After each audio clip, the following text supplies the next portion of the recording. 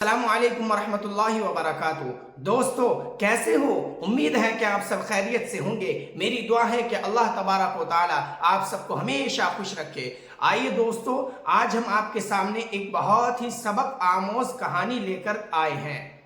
उस कहानी के अंदर 3 सबक आपको हासिल होंगे, 3 बातें हासिल होगी जिंदगी गुजारने के लिए। लेकिन वो बातें हम आपको कहानी के आखिर में बताएंगे। अभी ये कहानी है एक खरगोश और एक बंदर की। हम यहाँ से ही अपनी कहानी को शुरू करते हैं। एक बार की बात है कि एक गांव में एक किसान रहता था। उसको जानवर पालने का बहुत ही ज्यादा शौक था। उसने बहुत सारी भैंसें पाल रखी थी जिनका दूध बेचकर वो अपना घर चलाया करता था। उस किसान ने एक दिन एक बंदर और खरगोश भी पाल लिया। अब काफी दिन गुजर गए। किसान ने सोचा कि क्यों ना बंदर और खरगोश के साथ खेल लिया जाए, यानी कि मैं चाहता हूं कि बंदर और खरगोश के साथ खेलूं। उसने एक खेल खेला। उस किसान ने अपने खेत में बहुत सारे छोटे छोटे गड्ढे कर दिए और गड्ढे करने के बाद पूरे खेत में उन गड्ढों को ढक दिया और ढकने के बाद एक गड्ढे के अंदर एक गाजर को रख दिया। गाजर रखने के बाद अब बंदर और खरगोश से किसान ये बोला कि तुम दोनों जाओ और जाकर के एक गड्ढे के अंदर गाजर है, उस गाजर को लेकर के आओ। बंदर चूंकि बहुत ही आलसी था, बहुत ही नालायक था, कामचोर था, बंदर गया और एक गड्ढे के ऊपर सर रखकर सो गया।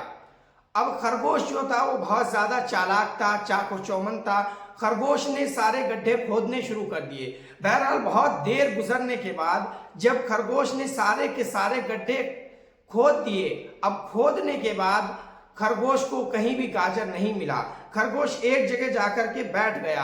अब खरगोश सोचने लगा कि शायद जिस गड्ढे के ऊपर बंदर सो रहा है अपना सर रखकर, उसी गड्ढे के अंदर गाजर है। अब खरगोश बंदर को उठाए कैसे? बहरहाल खरगोश ने बंदर को बड़ी ही तरीके से उठाया और उठा करके उस गड्ढे को खोदा।